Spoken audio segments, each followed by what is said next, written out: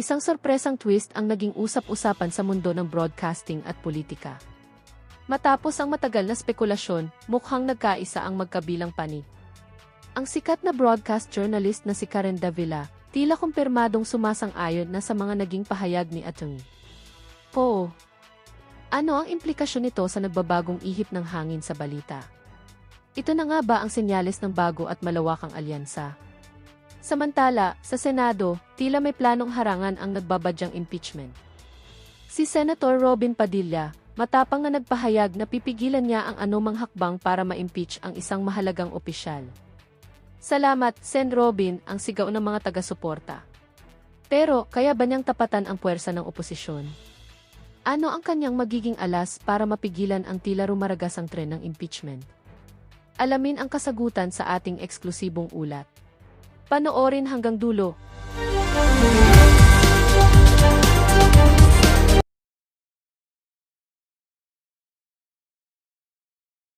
SP, noong kami ay nag-focus kami. Nag-focus kami nung Thursday. Ang kabilin-bilinan ni SP, huwag muna kaming magsasalita. Ayan, ganda yan, ganda yan. At siya ng tagapagsalita. Yan, Kaya yan importante. mas mainam na si SP muna ang magsalita kasi ayoko naman mapagalitan. Yan. But how are you preparing, sir? Kasi for example, Pahamak siya, Robin, pahamak, kawawa na. daw siya ngayon sa mga justices. Kayo po, Nung una pa lang na may impeachment, nag-aral na kami. Yan, nag-aral na. Nag-aral na kami. Nag-aral na yan. Saka ako naman madalas na may kaso. Yan. Kaya alam ko naman Sanay, kahit sanay. paano. Pagkausaping korte, wag yung minamata dyan si Senator Robin Padilla. Pagkausaping batas, ika nga, hindi naman magpapahuli ang si Senator Robin. Ika nga, eksperyensado sa korte yan si Sen. Robin, kaya pagdating sa mga rules, maalam naman ho yan. Hindi kagaya ni Ping, nagtago yun, hindi naman nahuli yun eh. Diba, boy, tago nga tawag sa kanya. Ito si Senator Robin, ano ho yan? Kumbaga, expert ho yan. Mahusay yan. Pangyayari sa loob ng court. Yan. does it sadden you, no less than the VP ang ini-impeach? Regardless kung Duterte. Siyempre, nalulungkot ako sa usapin na ang dami natin sanang dapat pag-usapan. Ito ba, pangalawa na naman, yun lang. What can the public expect from you? Siyempre, sir, kilala po kayong kaalyado ni VP. Parang hindi na unang tanong. Pero what can the public expect? Kayo po ba yung magiging fair, neutral sa trial po? Kami ay may oath. Okay? Ang oath namin ay sa bayan. Malinaw naman yan. Lahat naman ng senador dito nag-oath. Ang loyalty namin ay sa konstitusyon. Nagumpaka. Siyempre, yun. Pero siyempre, iba yung political. Iba yung political, iba yung oath. Kailangan maintindihan natin. We can expect you to be fair and neutral, So, sir. siyempre naman, ako naman matagal na akong nangulungan na nga ako eh.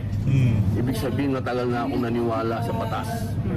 Marami nga ang politiko dyan, di naniniwala sa batas. Ako naniwala sa batas. Nangulungan nga ako eh. So, ibig sabihin, parehas ako. Yan. Sinasabi po ni SP about forthwith, yung kabando po na tanggap Huwag yung muna tayong magtanong tungkol doon, ma'am. Kasi nag-focus kami.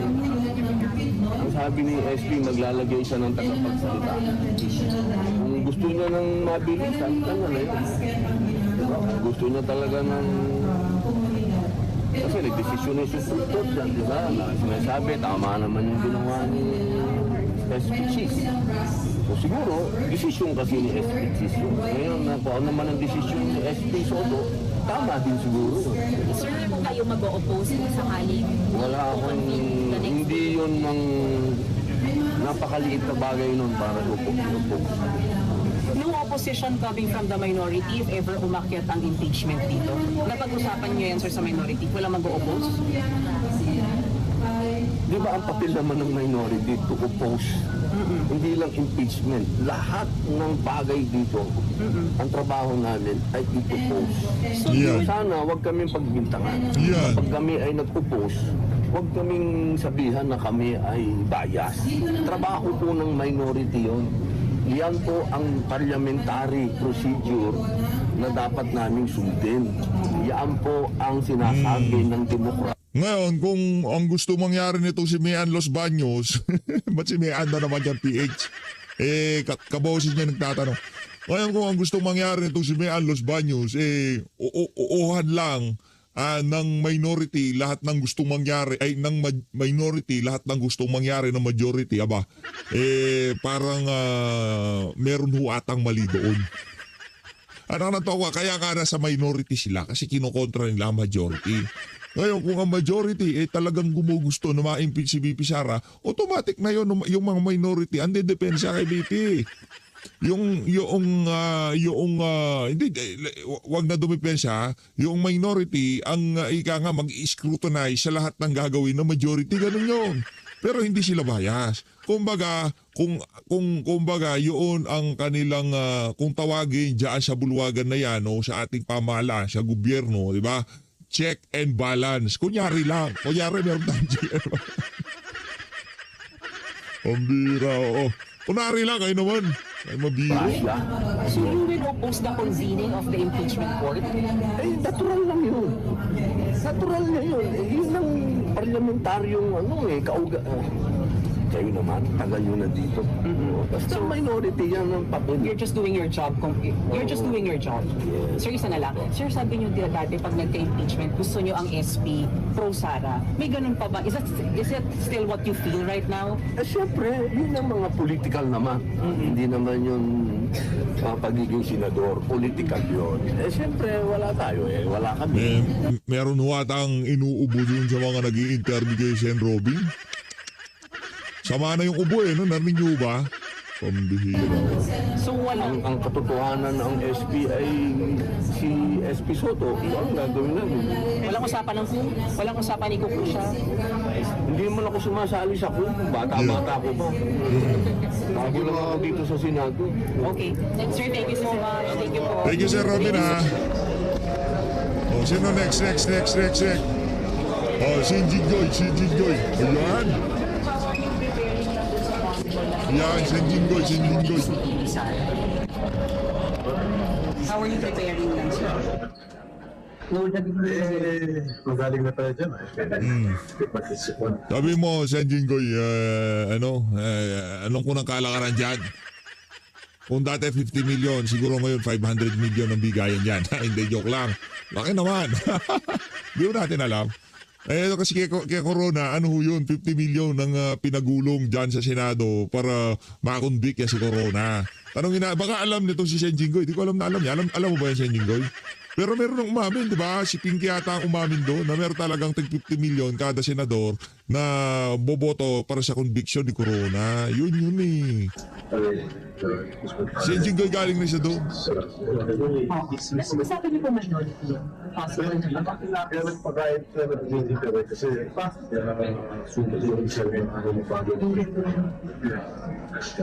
Sir, sabi ni Sen. Robin, may possibility na harangin daw ng taga-minority yung pag-convene ng impeachment court.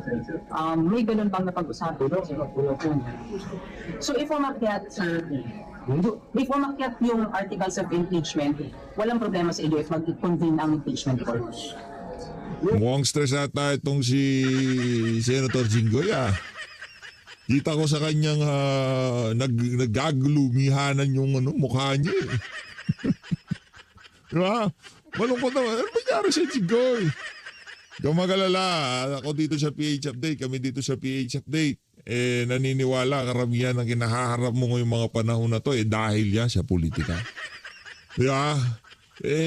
Ano ba magiging boto mo? Baka tinanggal mo na sa lawal mo kaya talagang tinitira ka ngayong mga panahon na to. Dapat kasi, kunwari gumugusto ka sa impeachment ni VP Sara. Tapos doon sa pinakahuli, laruin nyo yung larong ginagawa ng mga siraulo sa House of Representatives. Diba?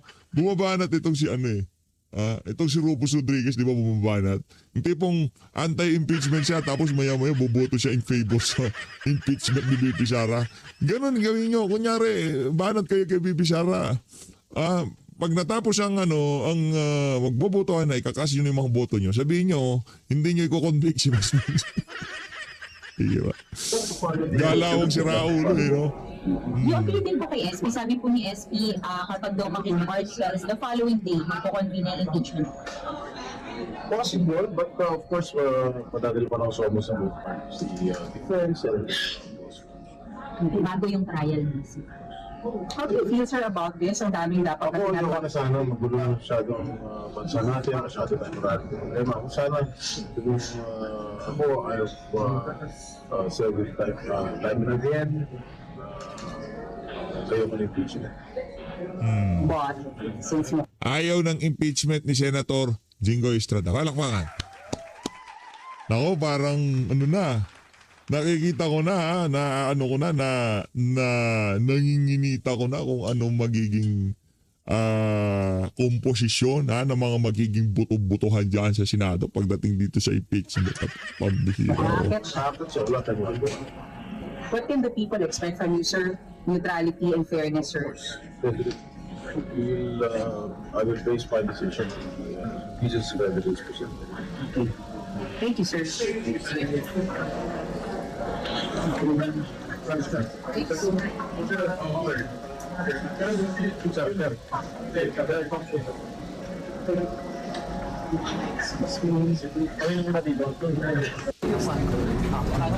Next, sino to? Si Mangga to. Si Mangga to. Diba, Mian? Diba sinabi ko? 3 little letters. Nung una, diba sinabi ko 3 little letters kasi ang ginagawa nila. Nung una, FLR. For later release. Ibig sabihin, itetenga yung kanilang mga project.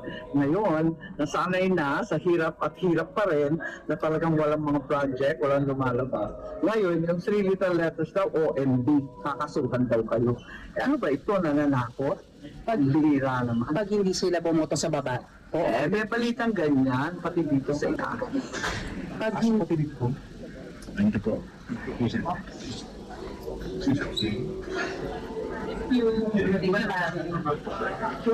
Salamat. Ito, Senator Alan tayo. Mainam tong video na to ha. Mainam tong video na to ng mga taga mainstream media. Hindi dahil kulang kami. So, we'll reserve sa meeting. Parang kalahati lang nakapunta na may mga meetings sa Robin. Update ko kayo mamaya or tomorrow. Sir, si Senator Robin may sinasabi na possible na i-force yung convening of impeachment court. Wala naman ako narinig na sinabi na gano'n ni Senator Robin. Wala akong narinig na gano'n. Fake news talaga itong mga taga... Meron ba kayo narinig? Wala akong narinig na gano'n. Pambira itong mga taga mainstream media na to. O Sir Robin, pinipake news ka ng mga taga mainstream media. Wala naman ako narinig na sinabi ni Sir Robin na gano'n. Pambihira talaga kayo. Mga fake news talaga itong mga... Torekta ho tayo. Dito kay abogado nitong si VP Sara, Attorney Michael Poa. Okay. Attorney Michael Poa. Yun. All right, joining us this morning is Attorney Michael Poa, the spokesperson of Vice President Sara Duterte's Yun, defense ayos. team. Attorney Poa, good morning to you. Good morning, Ms. good Karen, and thank morning. you for having us once again on Head Start. All right, the House Justice Committee reconvenes today. They will be voting on the committee report that contains the consolidated impeachment case against the Vice President. What are you expecting? Well, we're actually expecting it to be approved today, maybe subject to certain amendments. Of course, I don't want to speculate, but we're definitely expecting it to be approved today. And I think I've already heard statements that they're scheduling this to be transmitted to the plenary for voting sometime May 11, if I'm not May mistaken. But of 11, course, that's nako. subject to change, and that's within the discretion of the House. All 11 right. next Now, week. you've heard, I want to ask you, certain Malagbag ho ito. sectors saying that there's not enough votes. Some have said there's more than enough. There's more than 106 to impeach her. What are your thoughts on this? Alam nyo ma'am, napakahirap kasi mag-speculate kasi you're right, no? Just a few days ago, there were statements saying walang votes. I mean, not enough votes at least. And then just I think yesterday or 2 days ago, now they're saying that there are enough votes. Sa atin naman, whatever happens, we're just ready for it. Of course, again, we maintain our objections dito sa mga proceedings na naganap sa House Committee on Justice, with all due respect, of course, to the members of the committee. But we all know that it's all about numbers at this point. So whatever happens in plenary, we'll just be monitoring the developments and will react accordingly. Okay, Attorney Powell, looking back, couldn't the team have cooperated more? The results could have been different, they said, if the Vice President actually attended. She had a seat at the House Justice Committee. Does the team regret not participating completely with the proceedings? Just to answer your question directly, no, we do not regret what we did, precisely because our objections were fundamental and constitutional, no, dito sa naganap na proceedings. If I can just explain further, there's always been this notion that if the Vice President showed up, she could have defended herself, etc. And in fact, we've seen at several instances, the camera pans and zooms on an empty chair, hindi ba? But then, practically speaking, number one, kung wala naman we filed the petition before the Supreme Court, we had to be consistent with our position on our objections to the conduct of these proceedings, or at least the nature or the manner it was conducted. Secondly, ngayon, let's say we were to participate, even as just a defense team, di naman kami makapag-participate doon kung wala ang respondent, hindi rin naman kami makapag-test ng credibility through cross-examination doon sa mga witnesses na present. Thirdly, and I think that this is another important point that we haven't really discussed fully. For example, if the Vice President actually attended those hearings, as you know, they presented certain witnesses like Mr. Ramil Madriaga, AMLAC, etc. We were never given advance copies of those reports or presentations, or even the supplemental affidavit of Mr. Madriaga. Now, in that instance, after the presentation of the witness, they would now ask the Vice President to present her evidence and rebut whatever was said.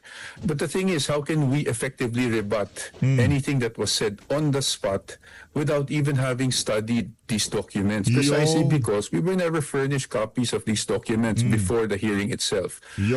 Just to be fair to the House, they did furnish us copies of these documents after the hearing. But then again, practically and legally speaking, how can one intelligently respond to all these allegations made when, we never got any advance copies of these documents for us to study them and have an intelligent response? Correct. Okay, now Ang nantaw ko, agulatan. Di ba? Lalabas ang AMLA tapos kung ano-ano sasabihin. Wala namang palang kopya ang kapo ni BP Sara dyan sa na yan, sa mga dokumentong ilinabas. Di ba? Yung mga dokumento na dapat hindi ilabas, pinaglalabas. Ngayon, ang mahirap pa dito, gusto nilang sumagot ang kampo ni Bibi Sara, gayong hindi naman pala nagbigay ng advance copy sa kampo ni Bibi Sara dyan sa mga dokumentong ipresentan ng mga... It's a given that it was called a mini trial, but it was not a trial per se. In effect, the proceedings were essentially aimed at just solidifying grounds for probable cause. And it is true, the threshold for probable cause, hindi naman mataas yun, mababa lang ang threshold nun. Given the fact that the House Justice Committee said they followed and they were very careful with the conditions set by the Supreme Court, do you agree that they followed the requirements of the Supreme Court? You know me, Ms. Karen, I've been very fair, especially with my commentaries, even if I'm in the defense team. We do recognize that there were instances when even Chair Luis Tro would even stop certain members from asking probing questions. But our problem really here is more on the complaints themselves, diba? Kasi yung complaints, and aminin natin, walang naka-attach doon ng mga documents. So for example, their claim on the SALN and the ill-gotten wealth, walang naka-attach. And our position is if we were to determine probable cause, normally, dapat ang naging evaluation is on the complaint, allegations therein, plus the pieces of evidence that were attached. But here, obviously, these documents were not attached, and these documents were obtained through compulsory processes, not by the complainants, but by the Committee on Justice itself. No? Sila yung nag-subpoena for these documents, and when these documents came in, diba, hindi na kasi galing sa complainant yon. That was even after the fact that we have And filed you our find action. that you find that questionable in nature because the characteristic of the House Justice Committee is essentially prosecutorial, right? In fact, even if it's meant to be a fair proceeding, their character is prosecutorial because they might be the prosecutors once this get to the Senate. Diba? Parang mali ba yun na sila ang nagsabina ng ebidensya? Para sa amin po, number one, let's also recognize that under their rules, they do have compulsory power, no, to issue these subpoenas. However, our position is, since sila na rin nagsabi, clarificatory yung nature ng mga hearings na ito, sana man lang yung mga pinanggalingan ng subpoena ay based on already evidence or pieces of evidence that were attached to the complaints. Iba kasi yung walang naka-attach, Yan. so then it makes you question, ano yung naging basihan ng mga allegations kung wala mang kopya ng kahit anong dokumento ang naka-attach dito.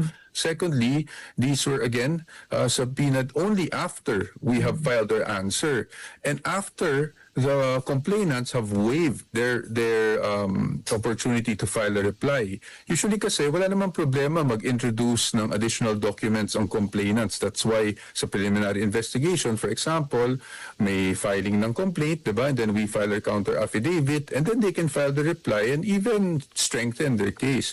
However, in this case, iba kasi yung nangyari. Pag tapos na lahat ng filing ng responsive pleadings, doon lang ngayon nagsubpoena ng mga documents. And again, we were not even furnished copies. For example, the supplemental affidavit po of Mr. Ramil Madriaga, I think we all have to also recognize na sobrang layo niya dun sa original affidavit. No?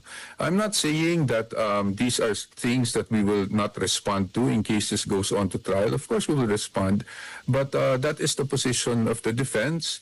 Again, ito naman talagang issue na po na to is highly politically charged, highly divisive. So I would like to respect that Committee on Justice as well as the complainants will have their position. Kami naman sa defense, we're just stating also our theory and our position on the matter.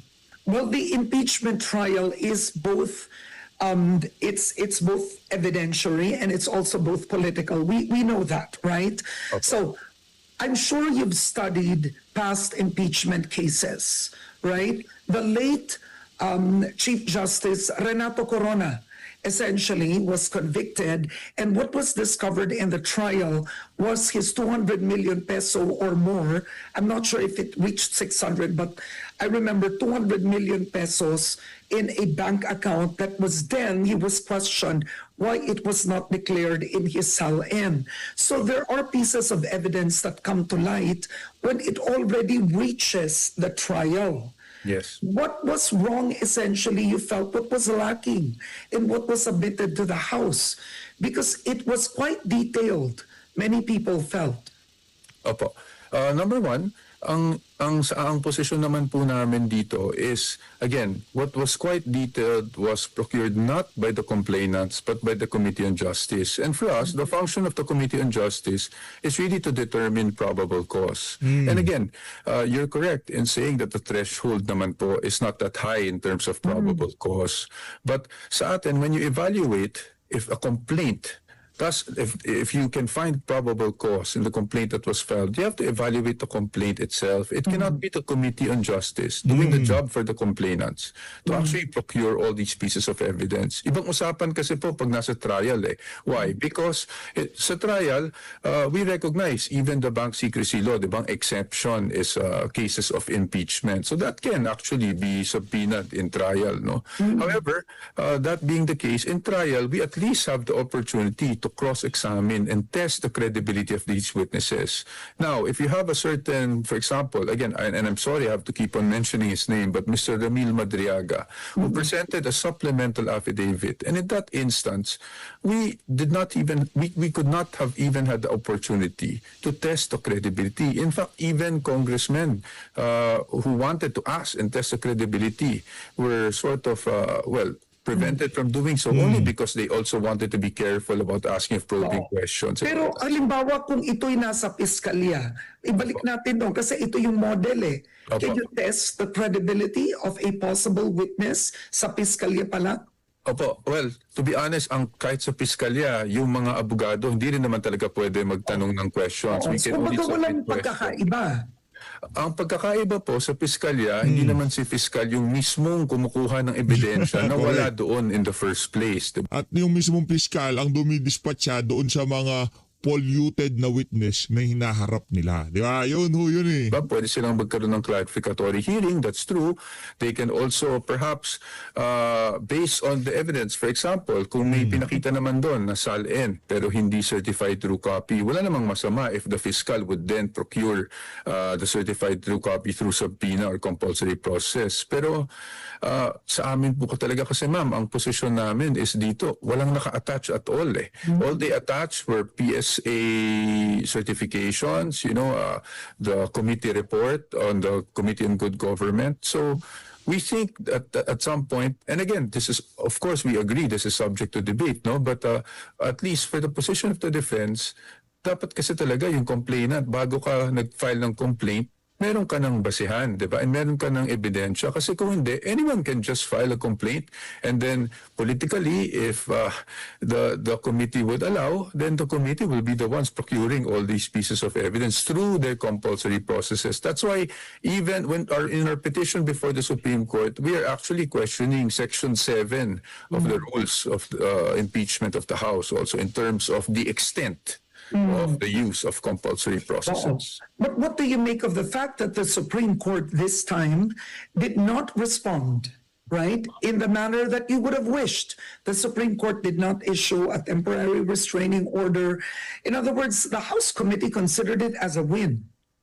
Well, the Supreme Court not issuing a TRO is definitely something that well, we of course felt strongly about the issuance of a TRO, but the fact that they didn't does not mean naman that they will eventually decide against us, diba? Kasi when you don't issue a TRO, perhaps the Supreme Court, I don't want to second guess the Supreme Court, but perhaps they didn't think that there was an urgency in doing so, and that's okay for us. No, in fact, last year we filed a petition, and we also asked for a TRO, and in that instance, you must remember that the Supreme Court also did not issue a TRO at that time. We don't want to question the wisdom of the TRO. So sa atin, no, we'll see. Our petition is still there. We'll see how they appreciate our arguments and having seen the conduct or the manner that these committee proceedings were conducted, we'll wait for the resolution of the Supreme Court on that. Okay, so you talked about the House Committee on Justice. They themselves subpoenaing, in other words, issuing a subpoena for evidence that fiscals don't do. But let's talk about former Senator Antonio Trillanes. For example, former Senator Trillanes has had that accusation for over 10 years now. To be fair to Trillanes, even prior to Duterte winning the elections in 2016. Yes. He already had those records, and we can stick with one, which is the bank account, the alleged bank account of former President Duterte and the Vice President. Yes. So may joint bank account sila, and he even knows the bank. It is BPI Julia Vargas. And he has the statements, the transactions, cash in and out of the account. Roughly in a span of time, it was at 1.2 billion in total, no? So I'm curious, does the Vice President deny the existence of that account? Well, right now, of course, the defense team, we have a strategy on that matter. We cannot really fully disclose it. Perhaps one thing I could mention now is if you look at the transactions that were mentioned even in the AMLAC report, which includes, I suppose, allegedly, the list of But is she in that account? In other words, at one point, useless rin pag pinatawag ang BPI. So you might as well say it. Does she have an account? Well, actually, ma'am, that's the problem. We cannot really disclose the strategy because yes, you know, you do see that there's an account. There have been people who deposited, and the nomenclature of that account is, I think, Rodrigo Duterte or Rodrigo Duterte and Sara Duterte. Now, how we interpret that, is that her account? Does she have that account? That is something that will be tackled in trial, and that is something we're ready to confront. However, I hope, I beg your indulgence on this part. I can just not disclose the details because that will go into the defense already. Because Attorney Poa, ang tanong dito, if it is proven that she is a part of that account, hypothetically, Yan. that let's say the bank confirms, yes, this is a joint account between the former president and the vice president. And then the bank says, and this happened already to Erap Estrada. The bank confirmed he is Jose Velarde, right? The bank confirmed, yes, this is Renato Corona's account. Yes. So when the bank comes in, this is considered, at least in the history of the impeachment trials we've had, a game changer. So ang susunod na tanong kasi is, why didn't she declare this in her SAL-N? Deposits to her name. That's correct, ma'am. And that is exactly what we will respond to in the impeachment trial. No? We're ready with that. Ito si Ma'am Karen, medyo excited lang siya eh. Excited lang siya sa gusto lang niya magka-scoop dito kay Attorney Michael Poa kung ano magiging strategy ng depensa dyan sa mga ganyang klase katanungan pagka umabot na sa Senado yung impeachment na yan, di ba? Of course, this is kalma something kalma lang Ma'am Karen, ha? Kalma lang. really anticipated kasi hindi naman, kahit naman last year lumalabas na ito, lumalabas na rin sa social media yung mga nagde-deposit sa account na to. So you're right, that will probably be a question. In fact, that will certainly be a question, no? But that is something that we're ready to confront. But also remember that there are certain details in the alleged AMLAC report and these alleged accounts that were supposedly existent, sabi nyo nga 10 years ago, which is not covered, no, by impeachable offenses, as the Supreme Court has held in the case of Duterte versus HOR. Impeachable offenses only refer to offenses committed while the impeachable officer is in office. But having said that, that is not going to be our sole way to just skirt around this issue. No, we will confront that issue on ownership, or does she own the account, and why it was not declared straight on during the trial. We're ready for that, Ms. Karen. So, is it a part of your strategy? Are you hoping that if hypothetically this gets to trial, that the judges can move not to accept those as evidence? Because that's happened in regular court trials. Yes po. But again, of course, that's one of the defenses that can be raised. But you know, the judges can decide either way. So you know, if of course we can raise the fact that they should not accept these because these are, you know, outside what is defined by the Supreme Court as impeachable offenses. But again, we have to anticipate everything. And even if the judges were to decide the other way, we are ready to confront that straight on, as I've mentioned. No, at least with the existing